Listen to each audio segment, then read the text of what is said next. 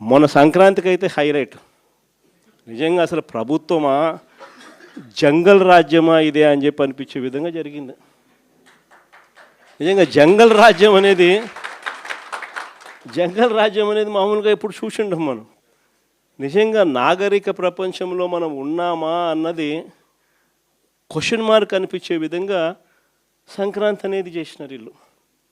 ఎంత దారుణం అంటే అసలు ఆ వీడియోలు చూస్తూ ఉంటే, సోషల్ మీడియాలో వైరల్ అవుతా ఉన్న వీడియోలు చూస్తూ ఉంటే ఆశ్చర్యం కలిగిస్తూ ఉంది. మొబైల్ రికార్డింగ్ డ్యాన్సులు, మొబైల్ బండ్లలో కొత్తపేటలో రికార్డింగ్ డ్యాన్సులు, రోడ్డు మీద రికార్డింగ్ డ్యాన్సులు పెడతా ఉంటే మనుషులందరూ పరిగెత్తా ఉన్నారు. పాటలు చూస్తే తాగురా తాగి చిందేరా అని. రికార్డింగ్ డ్యాన్సులు, దారుణమైన స్థాయిలో రికార్డింగ్ డ్యాన్సులు. మొబైల్ లిక్కర్, మొబైల్ వ్యాన్లలో ఏకంగా లిక్కర్, మొబైల్ అసలు ఏ స్థాయిలో జరిపినారని అంటే ప్రతి నియోజకవర్గంలో ఆక్షను. ఇవన్నీ చేయడానికి ఆక్షను. మా పులివెందులలో కూడా 3 కోట్ల కంటెస్ట్ చేసిన ఎమ్మెల్యే 3 కోట్లకు అమ్ముకున్నాడు. వీళ్ళు ఎక్కడెక్కడి నుంచో వచ్చి అక్కడ సెటప్ చేస్తారు.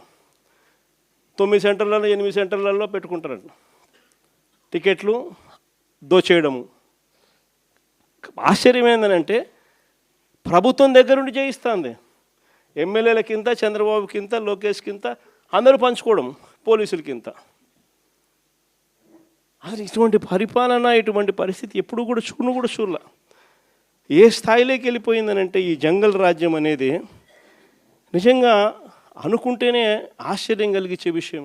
ఓ డిఎస్పీ అనేవాడు మైక్ పట్టుకుంటాడు, యూనిఫామ్లో ఉన్నాడు, మైక్ పట్టుకున్నాడు, ఊపేయి కుదిపేయి అంటాడు. డిఎస్పీనా అసలు ఇది ఏం మనిషి వేయడని చెప్పి అర్థం కావడం అసలు. అంటే భీమవరం మీటింగ్లోనే అసలు ఇది నిజంగా సమాజంలో